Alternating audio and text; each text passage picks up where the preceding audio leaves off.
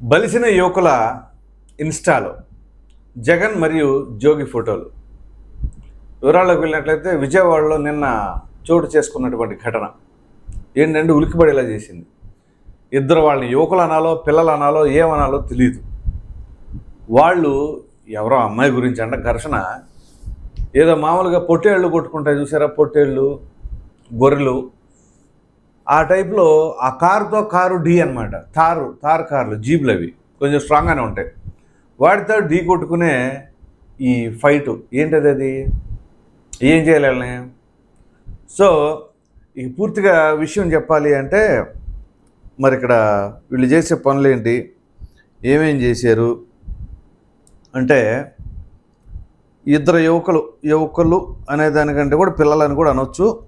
ఒక అతను ఓం అట, లింగంనేని రోహిత్ ఓం. లింగంనేని రోహిత్ అనే ఆ కుర్రోడో బుడ్డోడో యువకుడో తాడికడపకు సంబంధించిన వ్యక్తి. ఈ ఓం అనే అతనేమో మారుతి నగర్కి సంబంధించిన వ్యక్తి. వీరిద్దరూ ఒక 2 years నుంచి ఏమో ఫ్రెండ్స్ అంట. ఎక్కడ పరిచయం ఏమో కానీ మంచి ఫ్రెండ్షిప్గా ఉండేది. ఒక అమ్మాయి వాళ్ళు ఇద్దరికి చెడిందట. సో ఆ అమ్మాయి ఎవరో హైదరాబాద్లో ఉంటుందంట.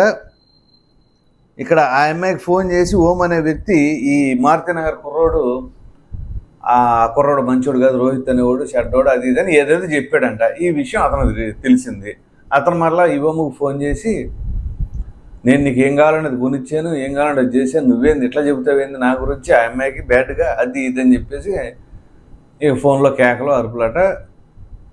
నిన్న తెల్లవారుజాము నుంచి నిన్న సాయంత్రం వరకు ఫోన్లో ఇదే పంచాయతీలు. సాయంత్రం 7 గంటలకి ఇక మొన్న అనుకుంటా బహుశా గురువారం, రైట్ గురువారం అనమాట జరిగింది ఇది. గురువారం ఉదయం తెల్లవారుజాము నుంచి గురువారం నైటు సాయంత్రం దాకా ఫోన్లోనే పోట్లాడు కూడా చివరికి 7-8 గంటలకి గురువారం సాయంత్రం ఆ కార్లతో అట్లా ఢీ కొట్టుకునే ప్రయత్నాలు చేసాం. ఇక ఏం జరిగింది, అది రాత్రి 7 గంటలకు మళ్ళీ ఫోన్ చేసి ఇంకా ఇది చేశాను. రాత్రి 8 గంటలకంట ఆర్ఆర్ గార్డెన్ సమీపంలో జరిగింది ఇది. సో ఇద్దరి పోలీసులు అప్పుడు ఆల్రెడీ పబ్లిక్లో జరిగింది కాబట్టి పోలీసుల దృష్టికి వెళ్ళింది, వచ్చారు. ఒక కారు చక్రం ఉడిపోయిందంట ఓం అనే కుర్రోడిది. విచిత్రం ఏంటి అంటే ఈ రోహిత్ అనే కుర్రోడి జీబులో స్టెరాయిడ్స్, ఇంజెక్షన్స్ అవి ఇవి ఉన్నాయట. సో ఆటోమేటిక్గా వాళ్ళకి అనుమానం వస్తుంది కదా ఏం జరిగింది ఏంటి అని. మొత్తం చెక్ చేయించారు, తీసుకెళ్ళి టెస్టులు చేయించారు. టెస్టులు చేపిస్తే ఈ రోహిత్కి నెగిటివ్ వచ్చింది, ఓంకి పాజిటివ్ వచ్చింది. ఏది డ్రగ్స్ టెస్ట్లో ఓం అనే కుర్రోడికి ఏమో పాజిటివ్ వచ్చింది, కొంచెం బొద్దుగా ఉన్నాడు ఆ కుర్రోడు. ఈ రోహిత్కి ఏమో నెగిటివ్ వచ్చిందట. సరే ఏంటి ఆ ఇంజక్షన్లు ఏంటి అవి ఇవి అని అంటే స్టెరాయిడ్స్, ఏదో బాడీ బిల్డింగ్ కోసం స్టెరాయిడ్స్ వాడతారని ఏదో చెప్పాడట పోలీసులతో. సో శరీరం దారుఢ్యం పెంచేందుకు స్టెరాయిడ్స్ తీసుకున్నాను పోలీసులు చెప్పాడు. సో ఇక్కడ విచిత్రం ఏంటి అంటే పోలీసులు అప్పుడు రీచ్ అవ్వగానే ఫస్ట్ రోహిత్ ఎస్కేప్ అయ్యాడంటే ఓంను అదుపులోకి తీసుకున్నారు. అప్పుడు ఆ ఓం అనే కుర్రోడు అన్నాడంటే రోహిత్ అనేవాడు నా పైన అటాక్ చేస్తాంటే నేను ఏమైనా చేతులు ముడిచి కూర్చోవాలా అని చెప్పేసి అన్నాడంట. ఓకే తప్పులేదు, కరెక్ట్, నిజంగా ఎవరైనా వచ్చి మీద పెట్టి కొడతాంటే పట్టుకుని ఉంటామా, చూస్తా కూర్చోంగా. అయితే ఇక్కడ శుక్రవారం పొద్దునకెల్లా రోహిత్ని కూడా ఎస్కేప్ అయ్యాడు కదా, అతను కూడా తీసుకొచ్చి పోలీసులు స్టేషన్లో పడేశారు. సో వీళ్ళిద్దరు ఏంటి అసలు, వీళ్ళిద్దరికి ఫ్రెండ్షిప్ 2 years బ్యాక్ అట. ఈ ఓం అనే కుర్రోడు BBA చదివాడంట. తండ్రి ఏమో రియల్ ఎస్టేట్ కంపెనీ చూసుకుంటున్నాడు. ఇది ఇతనికేమో రోహిత్కేమో ట్రాన్స్పోర్ట్, వాళ్ళ తండ్రికి ట్రాన్స్పోర్ట్ ఉందంట, ట్రావెల్స్. మరి బహుశా ట్రాన్స్పోర్ట్ అంటే మరి అదే అయ్యి ఉంటుంది, ట్రావెల్స్ అండ్ ట్రాన్స్పోర్ట్. సో వీళ్ళిద్దరు ఇళ్లలో ఎప్పుడైతే కార్లో స్టెరాయిడ్స్ అవి దొరికినాయో మొత్తం చెక్ చేస్తే ఇంట్లో ఏం దొరకలా, గంజాయిలు కానీ డ్రగ్స్ కానీ ఏం దొరకలేదు. పేరెంట్స్ని ఇద్దరిని స్టేషన్కి పిలిపించారు. అనేక సెక్షన్లపైన కేసులు పెట్టారంటే A1గా ఓము, A2గా రోహిత్లను పెట్టారు. సో ఇక్కడ ఏంటి అంటే పాపం తల్లిదండ్రులు వాళ్ళ గురించి కూడా మనం ఆలోచించాలి. పాపం అని ఎందుకంటాను కూడా చెప్తా.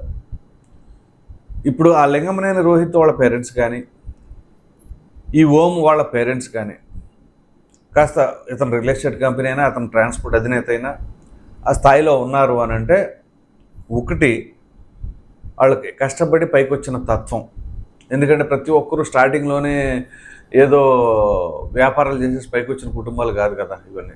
ఎక్కడో చోట వ్యవసాయ కుటుంబీకులే. అటువంటి అక్కడ నుంచి వాళ్ళు వాళ్ళ యొక్క సెక్టార్ మార్చుకొని ఈ రకంగా ఆయా ఫీల్డ్లో రాణించడం అంటే మామూలు విషయం కాదు. అయితే ఇప్పుడు కొడుకులకి ఆ వయసులో 18 ఏళ్ల వయసులోనే థార్ కార్లు కొనిచ్చేంత కెపాసిటీ ఏంటి? ఉంటే ఉండొచ్చు, సంపాదించి ఉండొచ్చు, కలిసి వచ్చి ఉండొచ్చు. కానీ ఆ కుర్రోళ్ళు ఆ రకంగా వ్యవహరిస్తూ ఉంటే ఎవరిది బాధ్యత? ఖచ్చితంగా తల్లిదండ్రుల బాధ్యత. నేను తప్పని అనట్లా. కానీ ఆ వయసులో వాళ్ళకంటే మించింది, వాళ్ళ వయసుకి కంటే కూడా ఎక్కువగా అవసరం లేని వాటిని కల్పించటం దాన్ని ఏమంటారంటే చెడగొడతాం అంటారు. సో తల్లిదండ్రులు బిడ్డల్ని చెడగొట్టేవాళ్ళుగా ఉంటారా? బాగు చేసేవాళ్ళుగా ఉంటారా? వాళ్ళ బాగుని కోరుకునేవాళ్ళ? వాళ్ళకి మంచి లైఫ్ని ఇవ్వాలనుకోవచ్చు, తప్పులేదు. కానీ వాళ్ళ భవిష్యత్తును నాశనం చేసేంత లగ్జూరియస్ ఫెసిలిటీస్ మాత్రం వాళ్ళకి ఎట్టి పరిస్థితులు కల్పించకూడదు.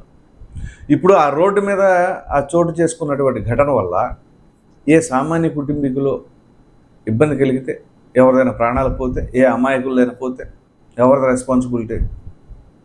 సో అందుకనే ఇట్లాంటి బలిసిన యువకుల్ని ఏం చేయాలి తెలుసా? తాట తీసేయాలి, మామూలుగా కాదు, సీరియస్గానే చెప్తున్నా. తాట ఎలా తీయాలంటే అలా ఎలా కాదు, తల్లిదండ్రుల ముందే తీయాలి తాట. అప్పుడు ఆ తల్లిదండ్రులకు కూడా తెలిసి వస్తుంది, అరే మనం చేసిన తప్పుల వల్లే కదా అని. అంతకంటే శిక్ష పెద్దగా ఉండదు తల్లిదండ్రులకి. ఇంకా ఆ కొడుకుని ఆ తల్లిదండ్రుల ముందే తాట మూడేలా కొడితే అప్పుడు ఏమవుతుంది? అఫ్కోర్స్ కొంతమంది అనొచ్చు, వాళ్ళని కాదు కొట్టాల్సింది వీళ్ళని అని చెప్పేసి అంటూ ఉంటారు. అలా అంటాం ఎంతవరకు కరెక్ట్. కానీ సో నేను అనేది, ముందు బిడ్డలో మీరు చేసే పనుల వల్ల మీ తల్లిదండ్రులు తలెత్తుకోలేకపోతున్నారు సమాజంలో. వాళ్ళకి ఎంతో పరపతి ఉంటుంది. ఒక రియల్ ఎస్టేట్ కంపెనీ అంటే అతను ఎంతోమంది క్లయింట్స్ ఉంటారు, సౌండ్ పార్టీలు ఉంటాయి, పేరు ప్రఖ్యాతులు ఉంటాయి. అటువంటి వాళ్ళ దగ్గర తలెత్తుకోవాలంటే రేపు ఏమైనా ఎత్తుకుంటాడు? ఏమయ్యా మీ ఓడేంటి రోడ్ల మీద దుబారా చేస్తున్నాడు అని చెప్పేసి అంటే తల కొట్టేసినట్టు ఉండదా ఓం వాళ్ళ నాయనకి? అలాగే రోహిత్ వాళ్ళ పేరెంట్స్ తలెత్తుకొని తిరగలరా? ఇది పరిస్థితి. ఇదంతా ఒక ఎత్తు అయితే, ట్విస్ట్ ఉంది ఇక్కడ.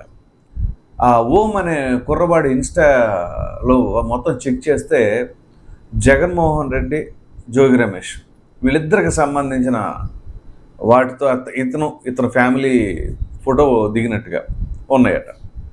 సో ఆ ఫొటోస్లో మరి సరే ఒక్కొక్కరికి ఒక్కొక్క ఇన్స్టా ఉంటుంది, దిగొచ్చు, తప్పులేదు.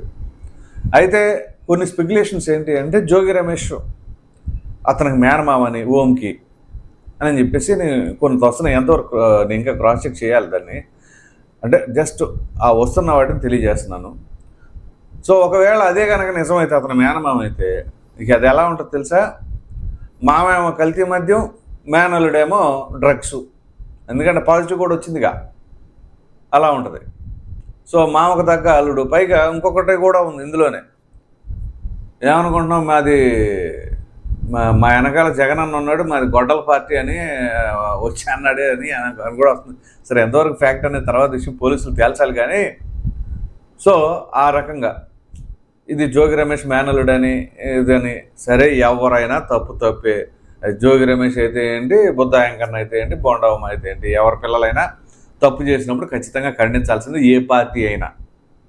సో పార్టీలకు అతీతంగా ఖచ్చితంగా వీళ్ళు రోడ్ల మీదకి వచ్చేసి ఏం చేయాలనుకున్నారు? ఒక పక్కన రాష్ట్రంలో పెట్టుబడులు తీసుకురావాలి అని చెప్పేసి అనేక రకాలైన ప్రయత్నాలు ప్రభుత్వం చేస్తూ ఉంటే, అహర్నిశలు కష్టపడుతూ ఉంటే, విజయవాడ నడిబొడ్లు ఇట్లాంటి వాటికి పాల్పడితే, ఎవరైనా ఇప్పుడు మైగ్రేట్ అయిపోయి ఇటు పక్కకు రావాలనుకుని అమరావతి సైడో విజయవాడ సైడో, అమరావతి సైడ్ అంటే విజయవాడ సైడ్ వచ్చినా అమరావతి సైడ్కి వచ్చినట్టే కాబట్టి ఇటు ఎక్కడికి వచ్చినా కానీ అరే ఇట్లాంటి విష సంస్కృతులు ఉన్నాయి అని చెప్పేసి వాళ్ళు కొంచెం వాళ్ళ బిడ్డలు తీసుకురావడానికి భయపడరా? ఆలోచించండి. సో పక్కన రాష్ట్రం అభివృద్ధి చెందాలి, పెట్టుబడిదారులు రావాలి అని చెప్పేసి ప్రయత్నాలు చేస్తూ ఉంటే ఇలాంటి సన్నాసులు అందరూ చేరి ఏమనుకో మన మాటలు కొంచెం ఘాటుగానే ఉంటాయి. ఎందుకంటే మన రాష్ట్రానికి దెబ్బ తగులుతున్నప్పుడు ఎవరినైనా సరే క్షమించకూడదు. ఎదవల్లాగా బిహేవ్ చేసి రోడ్ల మీదకి వచ్చేసి పందుల్లా కొట్టుకుంటూ ఉంటుంటే చూస్తా కూర్చోవాలా? అది పరిస్థితి. వీళ్ళు అక్కడ కారులతో ఢీ కొట్టుకోవడమే కాకుండా ఆ తర్వాత బయటకు వచ్చేసి రాడ్లతో వీటితో అద్దాలు గిద్దాలు అవన్నీ ధ్వంసం చేసే ప్రయత్నాలు. సో ఇది ఖచ్చితంగా వాళ్ళ తల్లిదండ్రులకే కాదు, మన ఆంధ్రప్రదేశ్ రాష్ట్రానికి సిగ్గుచేటు ఇలాంటి యువకులు ఉన్నారని చెప్పేసి అనుకుంటే. ఈ ఒక్కచోటే కాదు, ఎక్కడ ఎటువంటి వాళ్ళు ఉన్నా కానీ అది ఖచ్చితంగా సీరియస్గా చర్యలు తీసుకోవాలి. ఇంకా భవిష్యత్తులో మళ్ళీ ఎప్పుడు అటువంటి ఆలోచన రాకూడదు. ఆ ఆలోచన వస్తేనే ఇది పడిపోయేలాగా ఉండాలి. పోలీసులు ఆ రకంగా వ్యవహరించాలని చెప్పేసి అది కోరుకుందాం. మరి మీరేమనుకుంటున్నారు? ఈ బలిసిన పందుల్లాగా కొట్టుకుంటున్నారు చూసినారా? వాళ్ళపైన మీ అభిప్రాయం ఏంటి అని చెప్పేసి కామెంట్లో తప్పని తెలియచేయండి. Thank you.